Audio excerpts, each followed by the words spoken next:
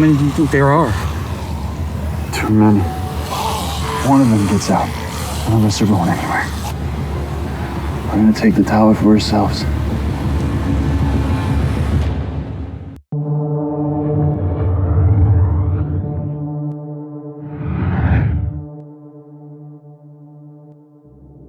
Inside a dream, Alicia guides a group of people to Padre and catches up to a walker, only to find that it's the one who bit her, the senator. The walker repeatedly says, "Padre," urging her to follow him. When Alicia wakes up to the loud music, she makes her way downstairs to destroy a nearby stereo, where she discovers a zombie approaching a man. The sight causes her to pass out again, and later awaken to the man fixing the stereo. Because he is deaf, he has to read her lips to understand her, and it's revealed that his name is Paul. He lost both his hearing and his wife in a nuclear explosion, and he agrees to aid Alicia with finding her group. When Alicia goes outside, she finds Arno and his followers holding walkers in cages, and she is captured, but then rescued by Paul. Later, Arno and the stalkers are lured to Paul's house, and the two blast loud music via the stereo, which attracts the walkers toward them. Unfortunately, Arno kills Paul in the process.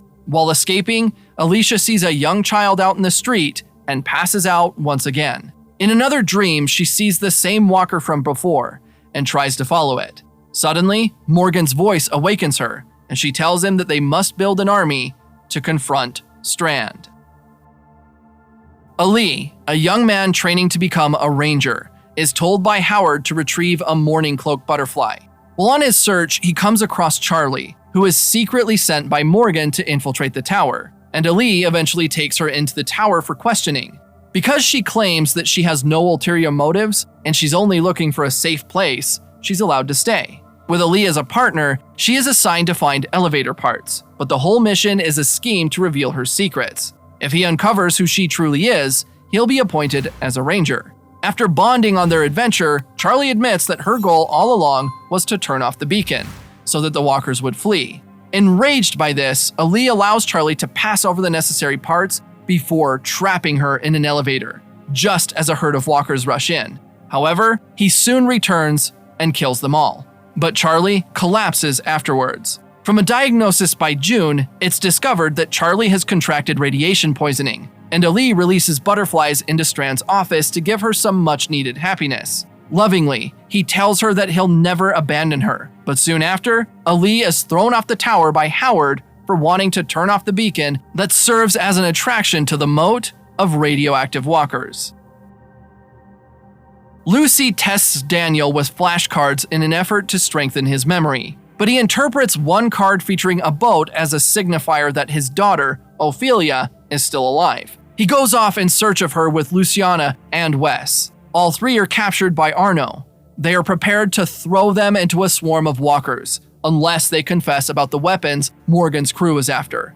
Daniel is the first to open up, as he believes that Arno is in possession of his daughter, and tells him that he'll inform him of the weapon locations to keep her safe. The group is then imprisoned while Arno sends out his men, but it turns out the locations were false and were meant to be a distraction. The trio finally manage to break out and find the boat where Daniel last saw Ophelia, but she simply isn't there. Furious, he returns to Arno and traps him in a torture cage, where he's eaten alive by walkers. Before he can die, he tells them about a swarm of radioactive walkers being released from a crater that someone must be letting them out. Lucy, knowing that Daniel's dedication to Ophelia could be integral to stopping Strand, tells him that Strand is in possession of her in the tower. Wes then departs, disgusted by her deception. Lucy, along with the defects from Arnold's crew, returns to the submarine, while Wes chooses to join forces with Strand.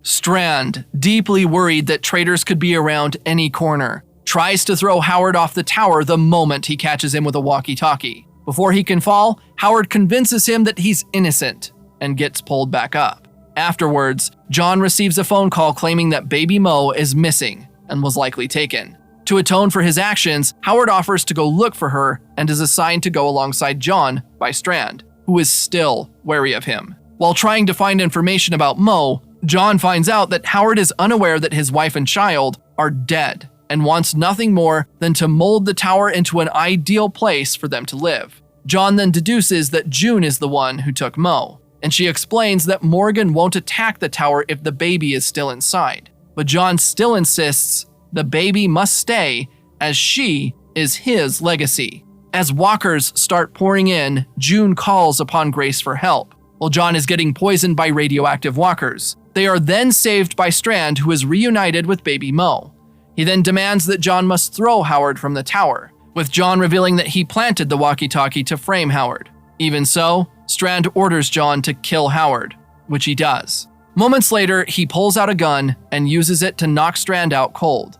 With June and Grace, he rescues Mo out of the tower and decides to escort her through the large sea of walkers outside, sacrificing himself. He makes it to Morgan and gives him the baby. Now bitten, he uses the remainder of his life to distract the walkers and gets torn apart. When Wes then arrives, Strand uses his radio to warn Morgan that he will kill everyone he loves in the tower if Morgan ever comes back again. Sherry and Dwight help out a woman called Maya, who is looking for her son Marco. Dwight shows her a safe way of getting to the tower, despite Sherry's resistance, and she heads off. Suddenly, a signal from Morgan catches their attention. When they arrive, Morgan entrusts them with baby Mo.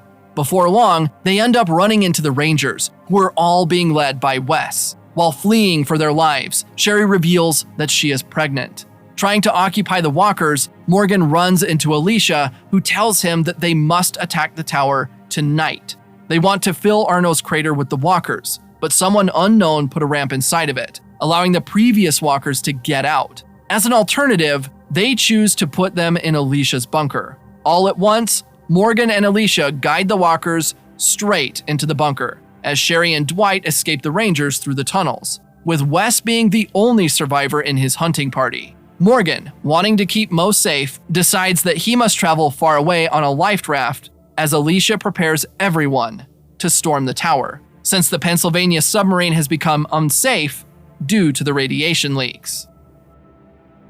Alicia, who pretends to surrender, is brought into the tower by Strand, and he explains his plans to take down her army. He wants to lure the radioactive walkers to the tower, where she will be kept against her will. But while trying to fight him off, she ends up fainting and earning Strand's sympathy. For her final days, since her earlier bite is slowly killing her, she agrees to stay with him in exchange for keeping the beacon off. But Wes isn't fooled so easily, and he launches an uprising amongst the Rangers against Strand and Alicia. Meanwhile, Daniel finally remembers that Ophelia has been dead all along, but finds a new reason to keep on fighting through Charlie. When Alicia, along with Charlie and Strand, make it to the roof, Wes aims his gun straight at her. Before he can shoot, Strand kills him with his sword, which upsets Alicia. He then tries to turn off the beacon, but the two end up fighting over it. Eventually, their conflict dwindles, and she uses his radio to send out a message to whoever's left that they must come to the tower. However, a fire erupts throughout the rooftop due to some spilt gasoline, with Alicia slowly losing consciousness.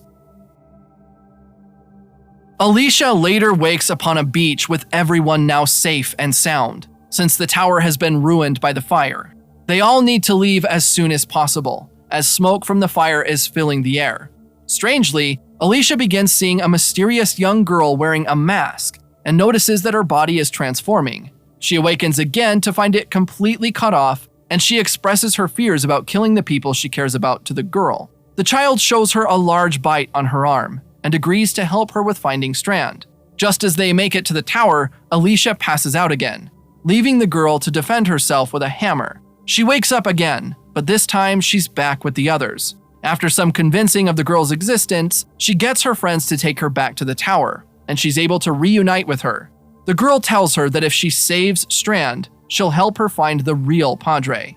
She's very hesitant, but she passes out again and finds Strand in a drunken state after waking up. He apologizes to her for everything he's ever done and regrets all the lives he's ruined just to protect her. Before Alicia can kill herself, the girl removes her mask and reveals herself to be a younger version of Alicia. Once again, she wakes up back on the beach just as everyone is preparing to sail out on rafts. With newfound determination, Alicia chooses to stay behind and help anyone who might come across the tower from the signal. Her friends all depart, and they say their goodbye, with Strand going off with them as well. For one final time, she passes out and wakes up with her infection strangely healed. Having sailed to Louisiana, Morgan is mistaken for a member of Padre and is buried deep within some beach sand as a punishment. Luckily, he's rescued by none other than Madison Clark, but she ends up taking Mo with her. After a while, Morgan is able to find her again, but Mo has been given over to Padre, whom are seemingly kidnapping babies and children. And with Madison working for them as a collector in exchange for their help in finding her own children, he's enraged at first. But he gives Madison a deal after noticing her tattoos. He realizes that she's Nick and Alicia's mother, and promises that he'll tell her about them once they find Mo. Madison suggests that Padre would be interested in trading her for a pregnant woman, and they convince a woman called Ava to come with them. But when a group of bounty hunters show up for Madison, they all go into hiding. Madison takes a moment to check the heart rate in Ava's womb, but there's nothing there, revealing that Ava was never pregnant at all, and her actual child was taken long ago. With all hope seeming lost, Morgan tells Madison that her children are most likely dead, and she becomes heartbroken. The bounty hunters then manage to track them down and request Morgan and Ava to join sides with them. Since Madison has taken a child from each of them, Ava chooses to go along with them, while Morgan is forced to give up Madison, who is then buried on the beach as the tide is coming in. Sometime later, Ava and the bounty hunters are killed by Padre and turn into walkers. Eventually, Morgan decides to save Madison, and she agrees to help him get Mo. Pretending wanting to work for Padre, Morgan offers himself as a new collector, and together with Madison, they are put on a raft with blindfolds and taken towards a large ship heading for Padre. Where the hell are we going? Where is Padre? I've been meaning to tell you. I don't know.